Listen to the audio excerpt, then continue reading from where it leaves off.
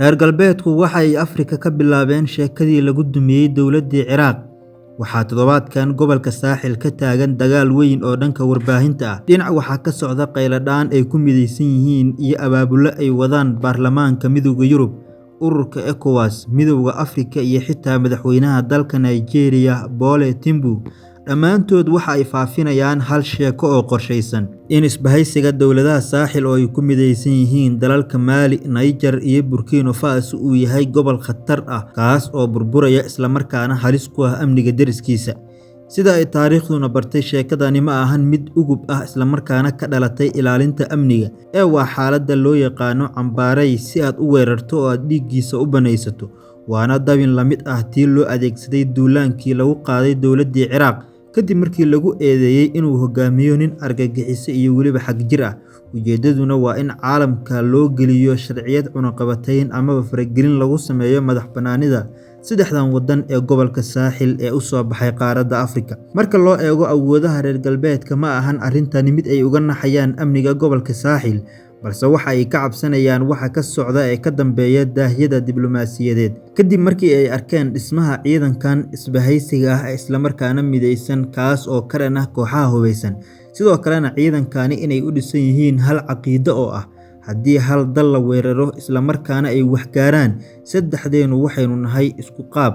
Waa inaynu dalkaasi ka jawaabnaa dhibaatada soo gaartay. Saddexdan waddan ee gobolka Saaxil waxa ay hadda qaadayaan wejigii ugu muhiimsanaa kaas oo markaasi cabsi gelinaya dowladaha reer galbeedka, waana dhisidda xeerka dhaqaale oo hadda ku dhisan macdanta, kaas oo saddexda waddan bay isla qaateen. Shirkii taariikhiga ahaa ee bishii Agoosto ka dhacay magaalada Ouagadougou ee caasimadda dalka Burkina Faso oo ay yeesheen wasiirada macdanta iyo tamarta dowladaha Saaxil, waxa uu noqday dharbaaxa culus oo ku dhacday danaha gumeysiga cusub.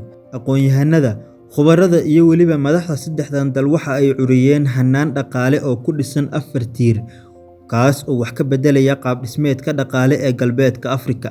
Hannaankani waxa uu waafaqsan yahay in la waafajiyo canshuuraha iyo khidmadaha shirkadaha waaweyn ay bixiyaan macdanta dalalkaasi ay soo saaraan, sidoo kale saamiga shacabka in la adkeeyo, in shaqooyinka qandaraasyada iyo weliba silsiladaha sahayda ay qayb ka noqdaan dadka u dhashay gobolka Saaxil. Sidoo kale waxaa qodobadan ku jira hannaanka xalinta khilaafaadka, in haddii shirkad ka mid ah shirkadaha ka shaqeeya gobolka Saaxil ee heshiiskii ay la gashay dalkaasi uu dhibaato ka yimaado, in shirkadaasi aysan wajahaynin oo keliya inay la macaamili doonto hal dowlad oo gaar ah, balse ay wajihi doonto inay la macaamisho isbahaysiga dowladaha Saaxil oo dhan, kaas oo ah hal xeer oo dhaqaale ah oo ay ku midaysan yihiin dowladahani.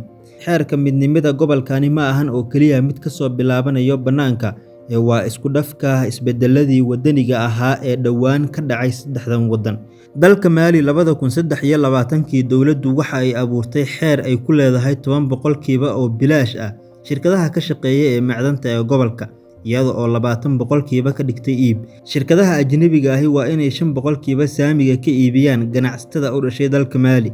Tani waxa ay sahashay in Mali ay dib u soo dhiciso in ka badan 1.2 bilyan oo dollar muddo sanad ah gudaheed. Burkina Faso sanadkii 2024 saamiga bilaashka ahi waxaa la kordhiyay 15%, iyadoo 30% ka dhigtay mid iib ah. Ruqsadaha waxaa loo gooyay oo keliya 10 sano halkii markii hore ay ahayd 20 sano, iyadoo oo shirkado badan oo Australian ahi ay markaaba u hoggaansameen arrintan.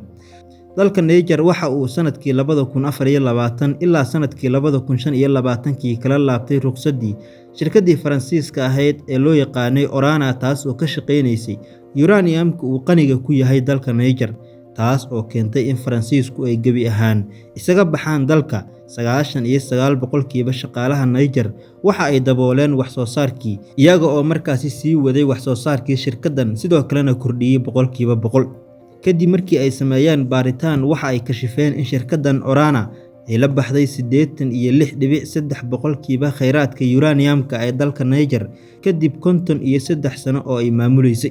Marka shirkadaha ajnabiga ahi ay taageero ka waayeen awoodaha caalamiga ah sida IMF-ta iyo World Bank-ga, waxaa laga xiray iibinta 1800 oo tan oo uranium-ka dalka Niger ay leedahay ah, taas oo keentay in dalka Niger uu helo 318 milyan oo dollarka Mareykanka ah. Waxa ayna muujinaysaa sababta xeerkani uu u yahay hubka keliya ee laga hortagi karo boobka ajnabigu uu ku hayo galbeedka Afrika. qaabkii hore ee gumaysigu u adeegsan jiray ayaa ahaa xeelad ah in shirkaddu dal kasta ay ugu hanjabto in maalgashigeeda ay u wareejin karto dalalka kale ee xeerar ahaan dabacsan. Marka dowladaha saaxil ay leeyihiin hal xeer oo macdan ah, meesha waxaa ka baxaysa hanjabaadaas. Gobolka saaxilna waxay taas u sahlaysaa inay iyagu noqdaan kuwa dejiya qandaraasyada oo aysan noqonin kuwa qaata. Tani waxa ay ka muuqataa muujada madax-bannaanida ee kheyraadka Afrika ee sida weyn uga socda wadamada sida dalka Namibia oo joojiyay dhoofinta macdanta muhiimka u ah, iyo dalka Zimbabwe oo bilaabay inuu dhiso xarun lagu sifeeyo macdanta loo yaqaano sulfate lithiumka, taas oo markii hore lagu sifeyn jiray dalalka kale. Sidoo kalena dalka Zimbabwe laga qaadi jiray iyada oo ceyriin ah. Dhanka kale, wadamada sida Nigeria iyo Jamhuuriyadda Dimuqraadiga ee Congo oo haysta dhammaan kheyraadka macdanta iyo weliba dad firfircoon, waxa ay la dhiban yihiin amaba dhibanayaal u yihiin musuqmaasuqa halkaasi ka jira oo markaasi madaxdoodu ay ku boobayaan kheyraadkooda, sidoo kalena ay uga iibinayaan dalalka reer galbeedka.